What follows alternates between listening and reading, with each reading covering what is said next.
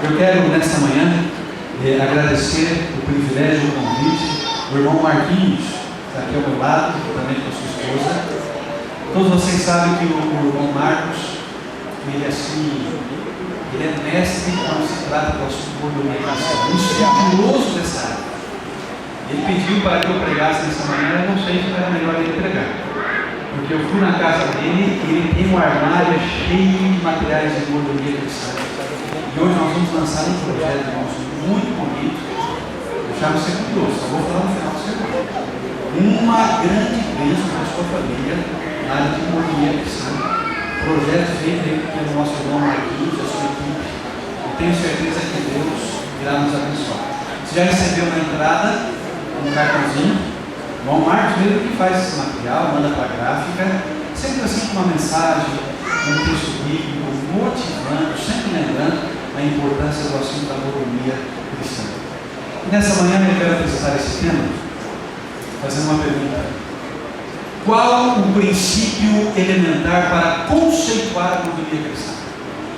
O professor Dinelli não sabia disso, mas do meu lado ele estava dizendo, olha pastor, como é difícil esse termo, essa palavra, porque mordomia passa aquela ideia, o camarada ele está em casa, deitado, numa poltrona, tomando um suco, essa é a mordomia, né?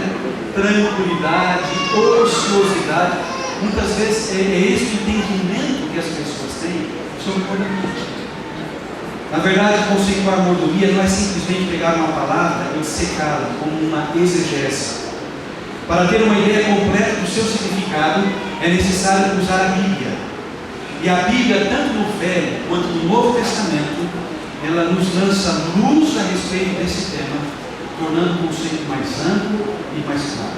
Porém, de uma forma mais simplista, a palavra mordomia, ela tem origem, essa palavra, é uma palavra latina, que significa administrar uma casa que não é sua. Isso é mordomia. Portanto, mordomia cristã tem que ver com administração. Segundo o dicionário Aurélio, a palavra mordomia vem do termo latino, medieval, maior domus, e significa administrador ou governante da casa. Portanto, desassociar mordomia de administração é algo errado. Você já viu que um mordomo que cuida de uma casa tem muito serviço. Então, aquela ideia de ociosidade, de tranquilidade, de mordomia não fazer nada, esse não é o verdadeiro conceito de mordomia cristã. Como aprenderemos mordomia cristã? Eu quero usar a Bíblia nessa manhã e, primeiramente, eu quero dizer que a mordomia cristã se aprende lá na criação, no início. Ali na criação, percebemos a origem de tudo nas mãos do Criador. Por isso, Paulo, ele esclarece esse assunto em Romanos capítulo 14, versículo 7 e 8. Vamos para a Bíblia, Romanos capítulo 14, versículo 7 e 8. A propósito, vamos ver muitos textos ricos nessa manhã. Fiquem com a sua Bíblia em mãos. Romanos capítulo 14, versículo 7 e 8.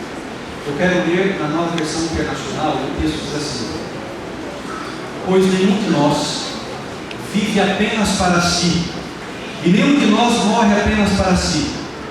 Se vivemos, vivemos para o Senhor, e se morremos, morremos para o Senhor. Assim, quer vivamos, quer morramos, pertencemos ao Senhor. Amigos, a aplicação desse texto ela é simples. Podemos afirmar que pertencemos a Deus duas vezes: primeiro pela criação e segundo pela redenção. Então existe um Criador, existe um ser superior que nos criou. Então lá na criação nós começamos a entender o verdadeiro conceito de mordomia cristã. Deus então escolhe, após criar esse mundo, Adão e Eva para serem os primeiros mordomos aqui nessa terra, administradores da criação divina. E essa foi uma condição que Deus colocou não apenas para Adão e Eva, mas para todos nós. Talvez por essa razão que o salmista tenha afirmado categoricamente que somos mordomos de Cristo. Abram suas Bíblias em Salmos, no capítulo 8, versículo 6. Salmos capítulo 8,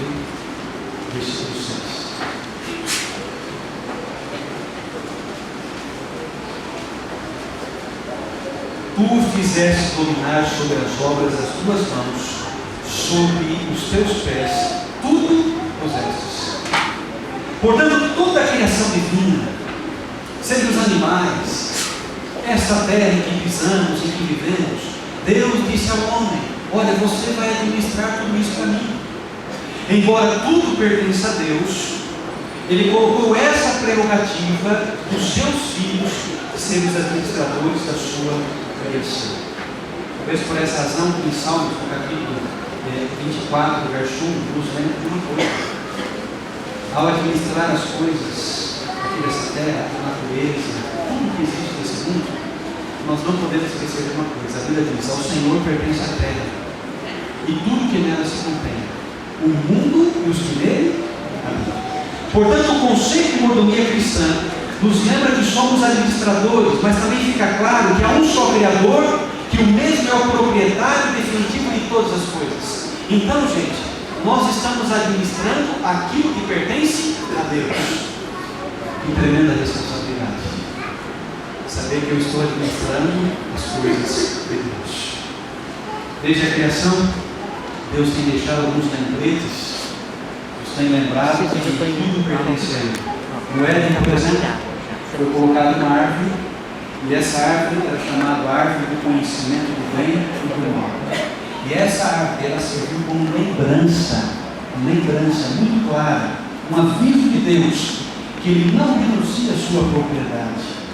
Deus dá tudo o que o homem precisa, mas que coloca limites.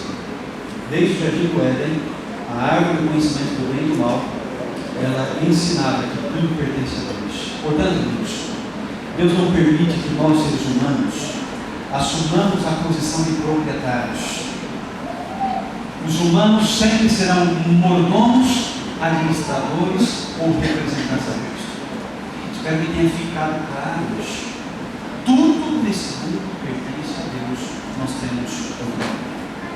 A segunda maneira de aprender a mordomia cristã é estudando sobre o sábado. Sabia disso? O sábado, à luz da mordomia, nos lembra que Deus é dono do tempo e que merece a nossa atenção.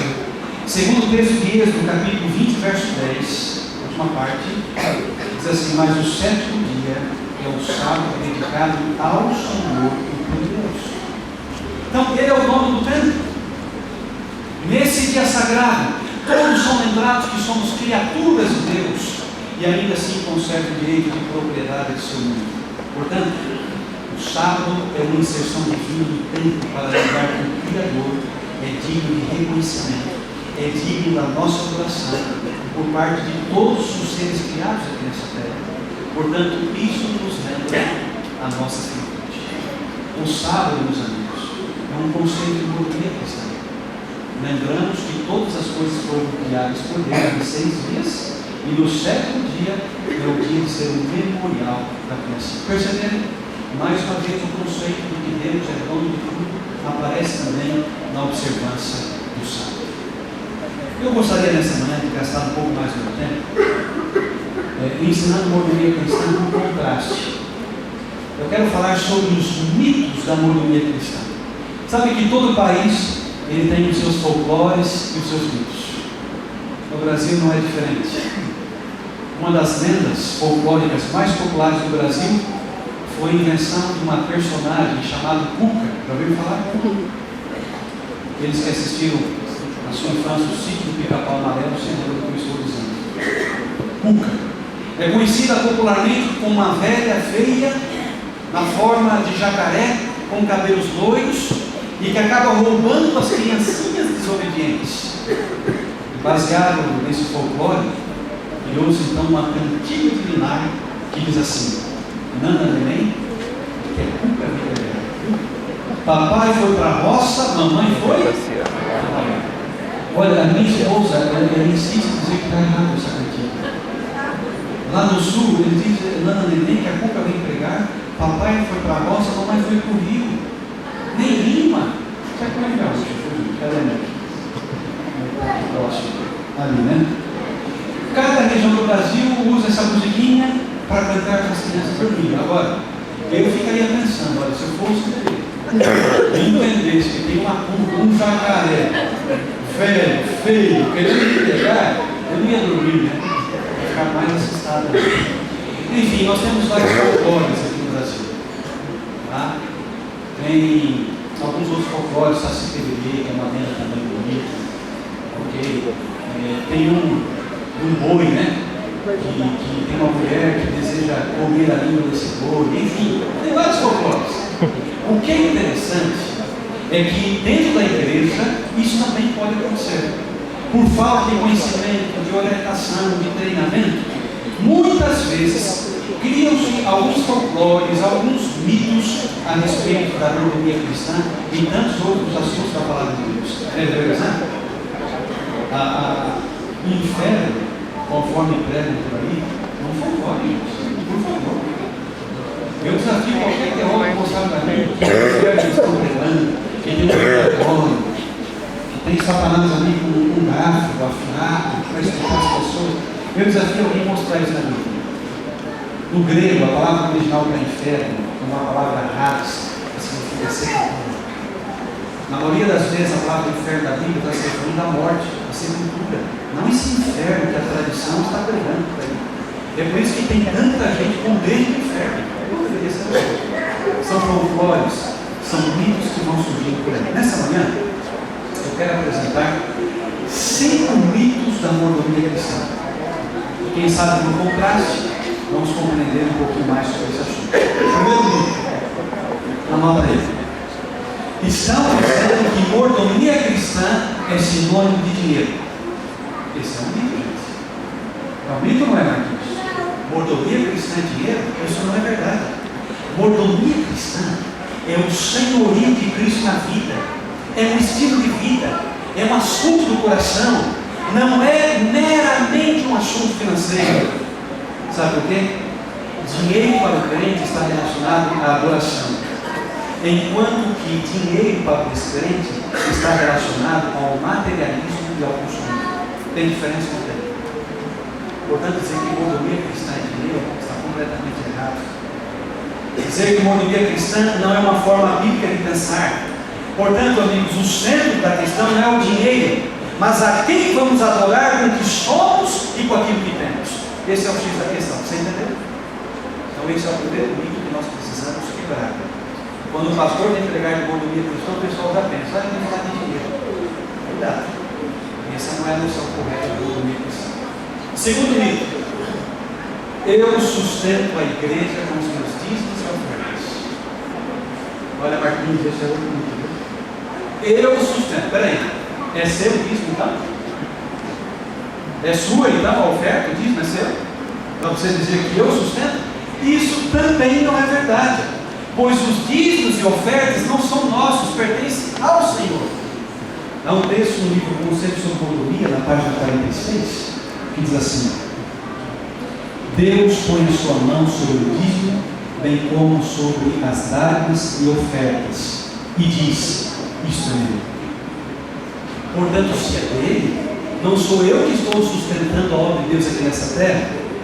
Quem é que sustenta a obra de Deus aqui nessa terra? Deus. Nunca me esqueço de certa vez uma irmã da igreja me procurou na porta, falou assim: pastor, eu exijo uma visita sua. Eu perguntei: mas por que esse termo exijo? Porque eu pago o seu salário. Eu falei: tá bom, eu vou visitar você, mas não aquilo que você paga o meu salário.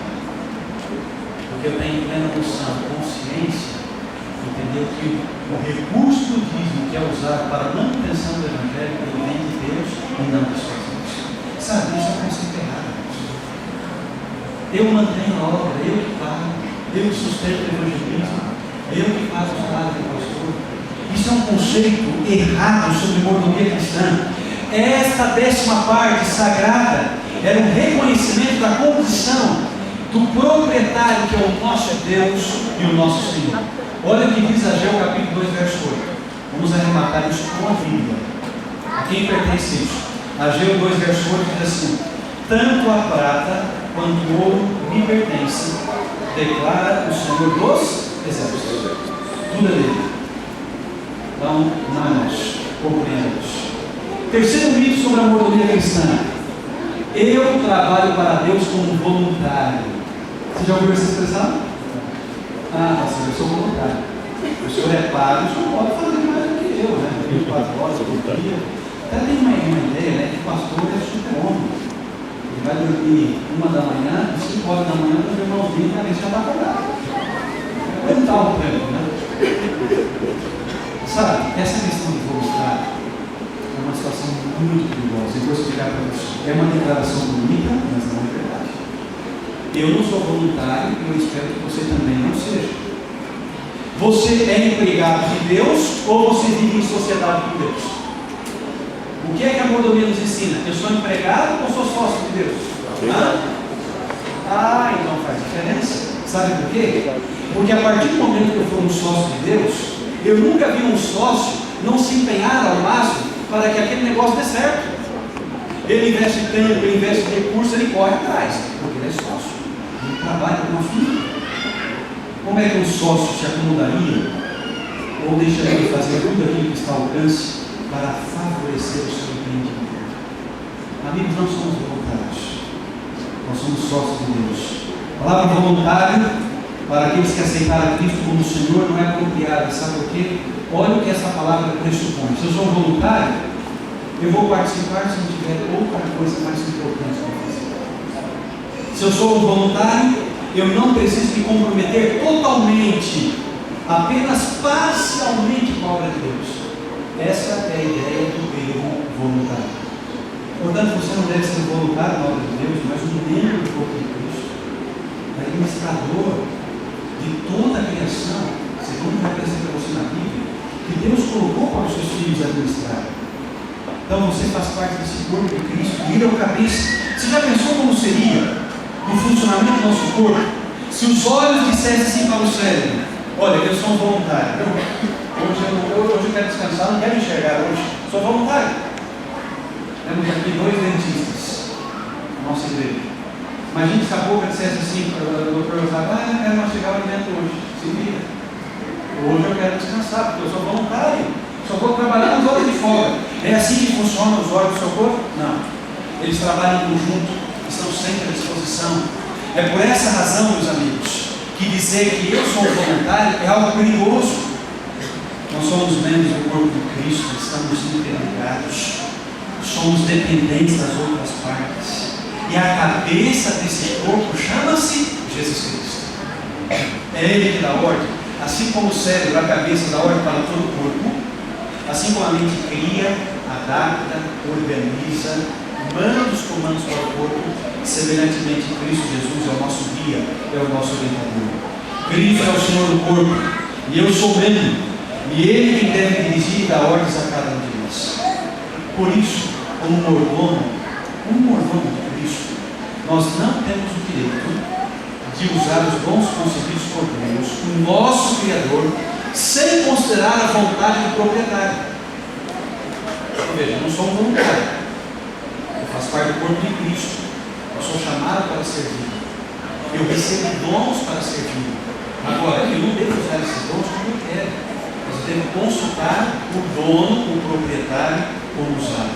Assim, aquilo que fica em nossas mãos para ser administrado deve ter propósitos especiais. E esses propósitos devem se identificar com os propósitos do Criador, o mantenedor do nosso Deus. Eu peguei uma versão aqui da Bíblia Judaica completa para ler o texto de 1 Pedro capítulo 4, verso 10. Nessa versão diz assim: pelo fato de cada um ter recebido algum dom espiritual, deve-se usá-lo para servir aos outros como bons administradores da graça multiforme de Deus. Olha que interessante, Pedro está dizendo: use isso como bons administradores. Então, nós estamos administrando aquilo que pertence ao nosso Deus. Então, esse é o terceiro nível. Será que temos voluntários aqui ou temos sócios de Deus? Estamos administrando a sua causa, a sua obra aqui nessa terra. O quarto mito sobre a mordomia cristã diz assim: olha, eu preciso negociar com Deus, eu preciso barganhar com Deus. Meus queridos, essa é a ênfase moderna da teologia da prosperidade. É uma troca que as pessoas fazem com Deus. Então, eu trago os recursos na igreja, e aí Deus me abençoa em dobro depois.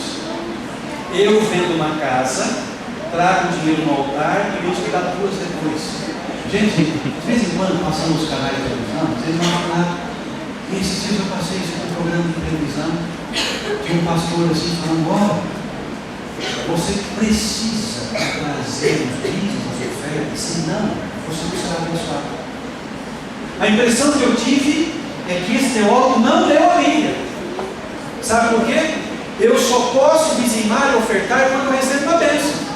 Então veja, a bênção vem primeiro, depois eu posso dizimar e o quê? Ofertar. Como que eu vou tirar o dízimo de um salário que eu não recebi? Como é que eu vou tirar uma oferta de um recurso que eu não tenho, que não entrou? Vocês estão entendendo? Olha como Deus é bom. Primeiro Deus coloca para você administrar. Ele pede para que você administre a sua obra, os recursos que Ele coloca em suas mãos. Depois você tem condições de ser fiel a Deus através dos dízimos e das ofertas. Portanto, eu pergunto: se tudo pertence a Deus, o que eu tenho para trocar se tudo é dele? Compreenderam essa questão? Como é que eu vou barganhar com Deus se já é dele? É mais ou menos assim. Eu chego para o irmão Marcos, ele tem um carro, o carro é dele, ele pagou o carro com o dinheiro dele. Irmão Marcos, eu quero o seu carro. Quanto é que você me dá para eu ficar com o seu carro? Aí, o carro é dele, não tem que me dar ainda. Vocês estão entendendo a lógica? Muitas pessoas se dirigem a Deus desta maneira. Querem barganhar com algo que já pertence a Deus, é dele, não é nosso. Então, esse é o conceito errado. E, infelizmente, meus amigos, as pessoas estão cegas nesse princípio. Estão buscando a Deus pelo interesse financeiro. Estão buscando a Deus por uma recompensa financeira, por uma mudança de status, pela gordura da conta bancária. Esse não é os motivos que deveriam levar o povo de Deus a buscar. Olha, meus amigos, eu gosto muito da história de Jó. Jó é um dos maiores mordomos que já compreenderam. Quando ele tinha tudo, ele era fiel a Deus. Quando ele perdeu a sua família, perdeu os seus bens, estava doente, coçando o corpo com teias, cheio de feridas, havia perdido tudo. Ele continuava fiel ao Senhor. O verdadeiro mordomo, ele entende isso. Ele não busca Deus só porque existe uma situação favorável. Ele busca Deus na saúde e na doença, na alegria e na tristeza, na riqueza e na pobreza, não importa. É o reconhecimento do senhorio de Cristo, que tudo pertence a Ele. Portanto, essa história de barganha não funciona. Primeiro vem a bênção, depois vem o ato de dizimar e ofertar. Portanto, dizimar e ofertar são maneiras de reconhecer que todas as bênçãos, salário, lucro, presente, propriedade e qualquer outra coisa vem de Deus. O Velho Testamento tem um texto que diz assim: olha, cuidado para você não pensar que todas as coisas que vocês adquiriram pelas suas forças. Tudo que você tem foi pela permissão de Deus. É um momento de adoração, quando a mente se volta para o Éden e volta para o Calvário em profundo sentimento de gratidão. E falando a respeito disso, o livro Conselho sobre Mordomia, na página 18, ela diz assim: e essa é a única maneira em que nos é possível manifestar nossa gratidão e amor a Deus, e não pelo outro. Portanto, o ato de ser fiel a Deus e devolver aquilo que é dele e não nosso é a única maneira de mostrar a nossa gratidão, o nosso verdadeiro amor e compromisso para Deus. Quer saber qual é o quinto e último mito da mordomia? Vamos lá. Que pregar muitos sermões sobre mordomia conduz à fidelidade. Esse é um mito também, irmãos. Sabe, sermões podem ajudar, mas não resolvem o problema.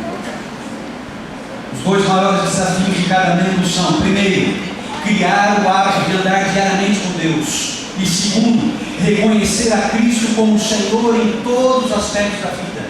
É o Senhorio de Cristo. Ele é o Senhor. Ele é o dono de tudo. Eu sou apenas o administrador de tudo aquilo que Ele coloca em nossas mãos. Poderia concluir dizendo que a mordomia cristã é um assunto espiritual, é um estilo de vida, e quem aceita diariamente o Senhorio de Cristo passa a ser um verdadeiro mordomo. Assim, para se viver mordomia cristã, é preciso ser uma pessoa espiritual. Porque o verdadeiro mordomo, ele vai mostrar aonde está o seu coração, aonde está o seu estilo de vida, quais são as suas prioridades, se o coração está aqui nesse mundo ou se está nas coisas lá do alto. Objetivando então apresentar o conceito de mordomia cristã numa única frase, eu quero me apropriar de uma feliz definição que foi dita pelo pastor Benjamin Watson.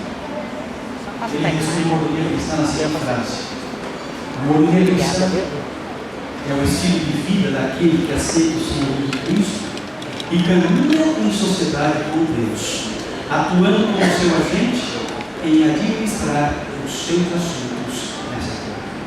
Essa é uma das melhores definições que eu já encontrei sobre mordomia cristã. Abra sua Bíblia em 2 Timóteo, no capítulo 2, versículo 13.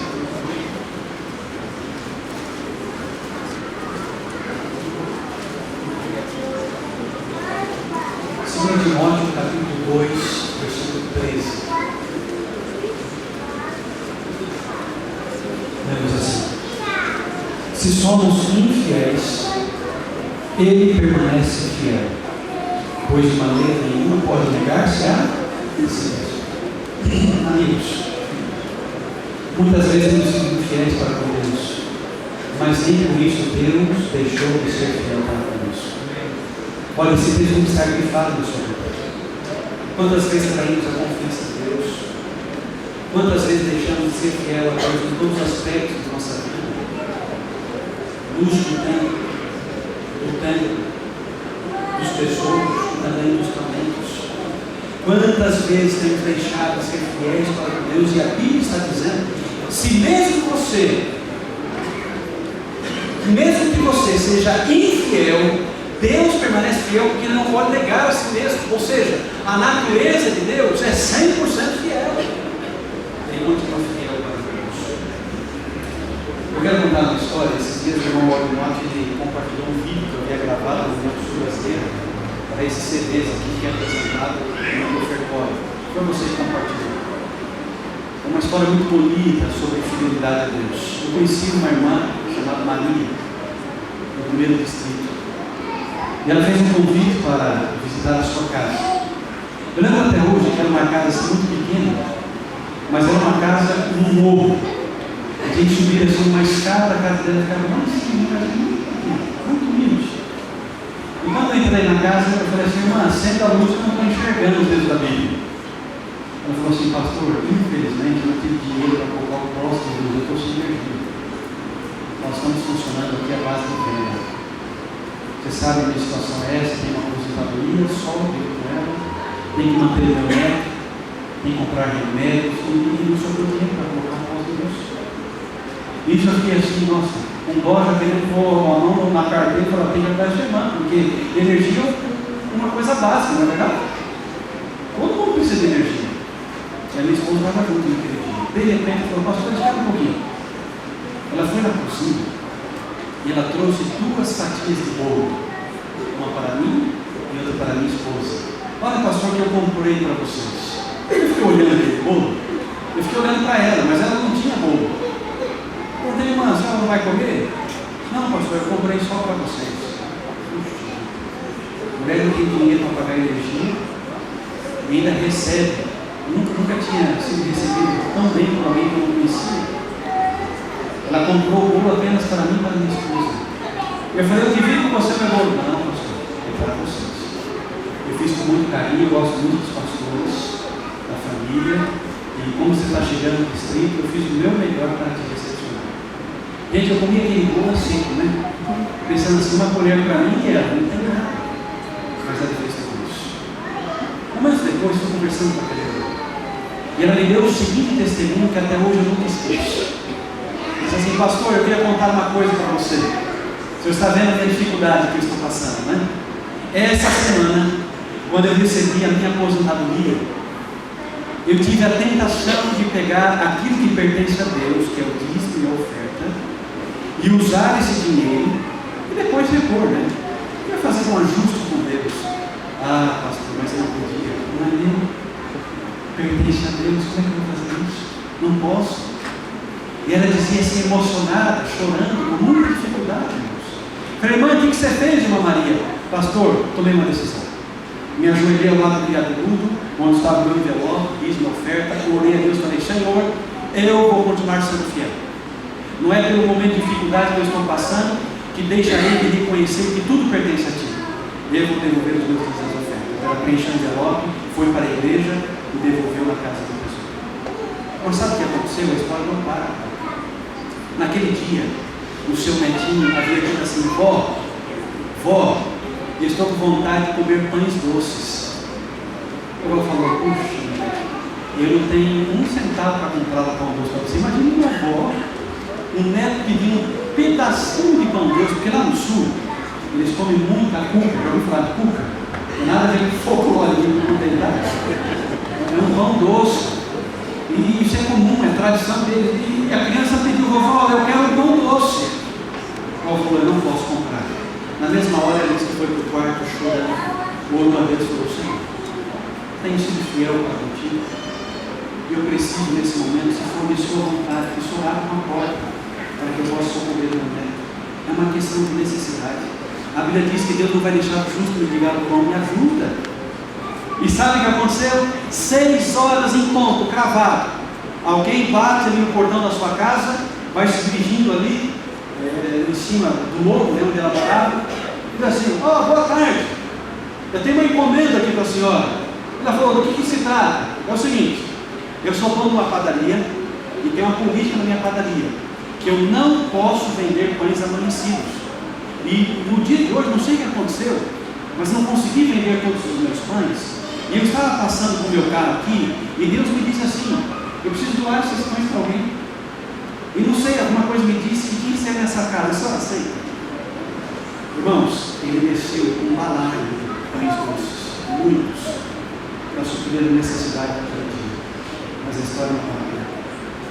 Uma hora depois, uma vizinha que era irmã da igreja veio na casa dela e falou assim, irmã Maria, estou muito triste. Por quê? Meu marido está de cama, você sabe, há muito tempo no filho. A gente está gastando com remédio. Você acredita que ele está com desejo de comer pão doce? Sabe o que a irmã Maria falou? Espera aí, nós vamos resolver esse problema. Ela contou a história para outra irmã da igreja, foi na cozinha, pegou vários pães doces, entregou para ela, e naquele dia, 2 famílias foram supridas pelas bênçãos do Senhor. Amém. Irmãos, vale a pena ser fiel.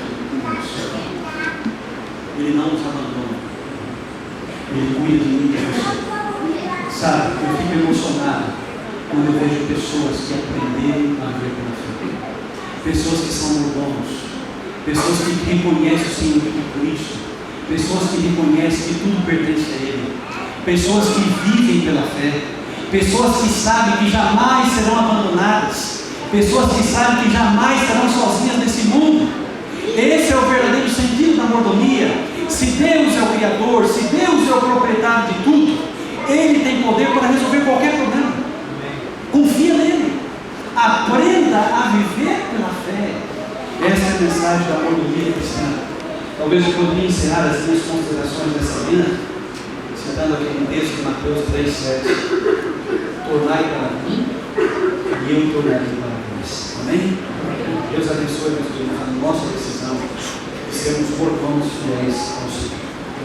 Irmãos, não sei quantos gostaram do tema dessa manhã. Quantos gostariam de aprender mais sobre mordomia? Ok, vai lá, Marquinhos, muita gente. Então hoje você vai receber um presente muito especial. E eu vou lançar aqui um projeto para você. Onde está o irmão Jailson? Cadê o irmão Jailson? Ô irmão Jailson, vem cá um pouquinho, por favor. Eu só quero dar um abraço em você. Tem condições? Gente, o irmão Jailson, ele fez um desprendimento assim, olha, fantástico, para reproduzir esse material com o apoio da nossa Associação Paulista. Eu só quero dar um abraço a vocês. Muito obrigado, irmão Jailson. Que Deus abençoe pela sua ajuda e pelo seu desprendimento aqui em ajudar a lançar esse projeto. E ele está dizendo, olha, quando precisar, esse é o verdadeiro mordomo, não é só um voluntário, né? É alguém que está disposto, como diz o gaúcho, palpa toda hora, disposto a ajudar. Deus te abençoe, viu? Vou dar uma cena para o irmão Jailson. Olha, ele preparou junto com o irmão Marquinhos esse material aqui. chama-se A Mordomia é um Discipulado, do pastor Benjamin Matson. Para mim, é a maior autoridade mundial da Igreja Adventista nos assuntos de mordomia cristã. Cada família da igreja, cada família adventista da igreja, vai receber um DVD dessa manhã. E eu vou dizer qual é o programa, qual é o propósito de você receber esse DVD. Todo ano nós estamos fazendo aquelas 40 madrugadas com Deus, certo? Esse ano a apostila é a mesma. E a maioria dos irmãos já fizeram os 40 dias com Deus, como aquela do ano passado. Então, para que você tenha um outro material, um outro subsídio para continuar estudando sua mordomia cristã, vamos variar um pouquinho. Você está recebendo um DVD. 7 minutos é a sua duração diária. E todos os dias pela manhã, durante 30 dias, a partir de amanhã, nós apreciaríamos que cada família da igreja colocasse esse DVD lá no seu aparelho, na sua televisão, e assistisse 7 minutos de dica do pastor Benjamin Matson. Ok? Mas não para, meu amigo, olha que benção. Se você quer se tornar um expert na área de mordomia cristã, assista diariamente esse DVD durante 30 dias. Porque as próximas 4 quartas-feiras que nós teremos aqui na igreja, passaremos a discutir, debater o assunto que nós estamos estudando no DVD. Compreender? Você assiste em casa todos os dias, é 7 minutinhos. Vem quarta-feira na igreja e vai ter um pregador aqui qualificado, ok? Para dar flash dos pontos principais, tirar as dúvidas, fazer uma dinâmica de grupo para a igreja, continuar estudando esse assunto durante 30 dias. Irmãos, mordomia é salvação. É reconhecer Jesus como Senhor da nossa vida. Se nós entendemos esse assunto, nós estaremos cada vez mais perto do céu. Eu queria lançar um desafio. Você não vai pagar nada por isso. As famílias vão receber esse DVD. Gente, é só 7 minutos. É muito tempo ou não? Um pouquinho só. Então use o seu culto matutino. Reúna a família, o esposo, a esposa, os filhos. Estudem esse assunto. E eu tenho certeza que Deus vai te abençoar. Ok? Antes dos diáconos fazerem a distribuição, eu quero apresentar para vocês aqui isso aqui. Pensado na rodinha, está ficando velha, a coluna não funciona, pouco inteligente essa igreja. Gente, isso daqui chama-se gasofilácio. É um nome difícil, né? Mas foi feito com amor, com muito carinho. Ele foi feito por algum irmão da igreja aqui, não? Qual que é o nome dele? Toninho. Como? Toninho. Irmão Toninho? Está na galeria, irmão Toninho? Ô, irmão Toninho, obrigado. Eu vou dar um abraço para você também. Deu dele para isso, tá? Olha que capricho. Ele procurou ver a cor dos móveis da igreja e fez um gasofilácio para a gente. Por quê? A partir de amanhã e depois todos os cultos da igreja, nós teremos um momento para adorar a Deus com os nossos dízimos e ofertas no sábado, no domingo e na quarta-feira. Pastor, mas isso daí é algo novo, não é novo, irmãos. Desde 2005, tá? A divisão sul-americana voltou isso como algo oficial e as igrejas que não fizeram estão atrasadas, porque as igrejas já estão fazendo. Nós entendemos que o ato de dizimar e ofertar no domingo e na quarta-feira não é com o objetivo de arrecadar mais recursos, não. Quantos receberam esse cartãozinho aqui? Ó? Receberam? Olha o que diz aqui.